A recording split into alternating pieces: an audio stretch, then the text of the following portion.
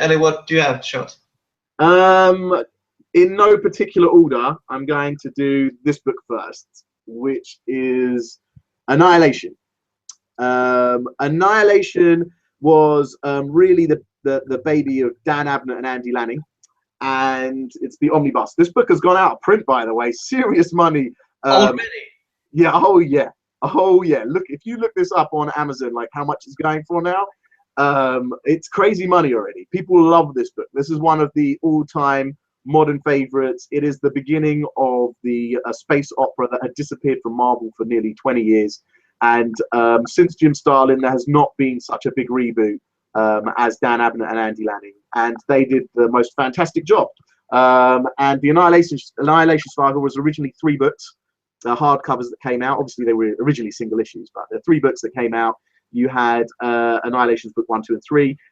They have all your favorite space people, including my favorite Silver Surfer, who's my favorite character of all time. And they have the Guardians of the Galaxy, who everybody loves at the moment. I think Guardians are probably the most popular Marvel heroes in the movies anyway at the moment. So yeah, that's my number 1. If you get it's not my number 1 of my top 5, but I have no order here. But if you get an opportunity to read it, it's a must. I think it's brilliant. Yeah, all of the things I know about Marvel Galaxy right now is from the Guardians of the Galaxy movie. I had no knowledge whatsoever otherwise when it comes to it. So would that be a good book to start with? I think it's a great book to start with. I think it's really good. If not, then the Guardian of the Galaxy, Dan Abnett and Andy Lanning run itself, because these all tie in with Nova, which was also running at the same time. Basically, Dan Abnett and Andy Lanning had a monopoly on the space opera that was Marvel. There was nothing else apart from them, and they basically cosmic restarted the entire thing. And without them, we wouldn't have any of the cosmic stuff going on today. It just wouldn't exist, because the popularity, or Marvel thought the popularity had ceased. So they're 2 great British writers and artists. Andy Lanning does artwork for DC, and he also did I think he also co-wrote a lot of work with Dan Abnett. So very nice. Dan Abnett's famous for doing Warhammer stuff. I think Warhammer books mostly, but he had quite a nice run with Marvel, and he's done a great job there. So my second book. Yes. I think you'll agree with me about this book. In fact, I think that everybody's going to agree with me about this book, because this book is going to be the key book for what's coming up in the Avengers movies. This book is the key book for what's coming up in modern movie history for Marvel right now. And that book is The Infinity Gauntlet. This is my favorite crossover book of all time. And it's not just a great book because the story is so incredible. It's actually a great graphic novel as well, because if you look, you can see the actual beautiful covers on the... I love that they're starting to do that. Absolutely gorgeous, if you can see that. That's a very awesome. Oh, it's beautiful. They did this so nicely from start to finish. I love this book. I have this book in a trade paperback, signed by Jim Starlin and George Perez. This was my number 1, and it still is my number 1 crossover book. I don't think there's been anything better than this. Civil War was great. Secret Invasion was great. House of M was great. But for me, this was and Secret War, the original Secret War. That's also one of my favorite graphic novels of all time. But this, for me, is just the pinnacle. Thanos is one of the greatest bad guys of all time, and you've got all your superheroes. There isn't anyone missing from this book. Really, there isn't. So love it, absolutely love it. I'm about to pick up a book that is my favorite comic book story of all time. Full stop. It hasn't. I'd like to say that on a different day it changes, but it may change, but it will always be in my top 5, whatever happens. It's something that you spoke about a few minutes ago, and it's something that's important to me, and that is... Oh, nice. This is Born Again.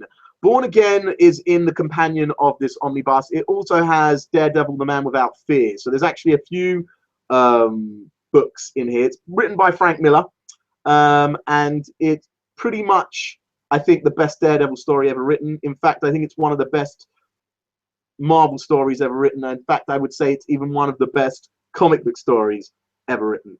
Is that John Romita Jr. on artwork? I think. Yeah. John Romita Jr. on the artwork, and Bill Sienkiewicz, I think, did some of the artwork as well. John Romita did The Man Without Fear, and can't remember if he did Born Again as well, but he definitely did The Man Without Fear. And The Man Without Fear is what inspired for the Netflix Daredevil show, if I don't. That's right. Yeah, it's exactly what the Daredevil Netflix show is based on. It's based on that book, and that's in here. This, by the way, is an extremely rare. Yeah, I was going to say to you, it's getting darker. I'm losing you. Sorry, it started raining and everything.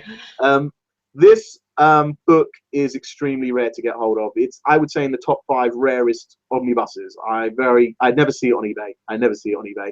If I could find it, my friend is looking for one. I've got 3 friends actually desperate for this book.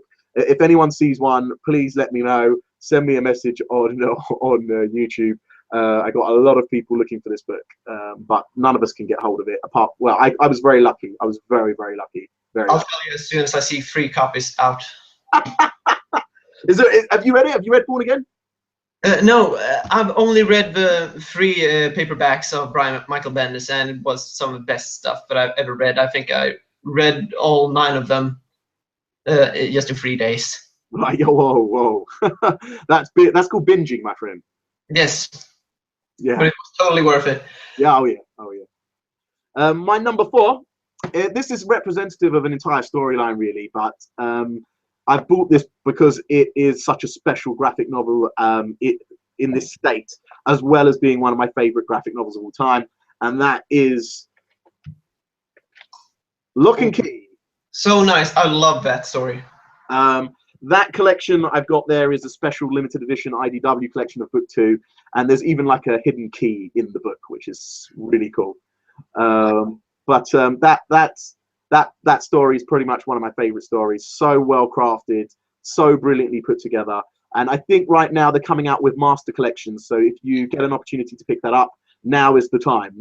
I can't pick it up anymore because I've already got them in several hardcover formats. But this brand new contains the first 2 books of the old format, and it's beautifully put together. So if you get a chance, you should pick it up.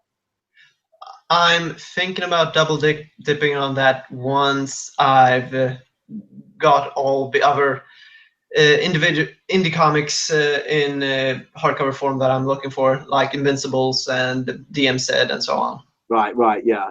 And I think probably worthwhile. I'm sure those books will be worth money at some point because they are just going to go out of print, and the new master collections look so lovely. I'm sure not that you buy them for the money, but I'm sure it will go up as well in value. For now, I'll stick with the regular sized trades, but you can reread those forever. Yeah, totally. And my number 5, this is going to be a surprise to a lot of people, although I keep talking about it in the videos, and I don't know if people have picked it up, but I keep talking about it, and it is actually one of my favorite stories, and that is Vinland Saga. Oh, is that a manga book? It is a manga book. Oh.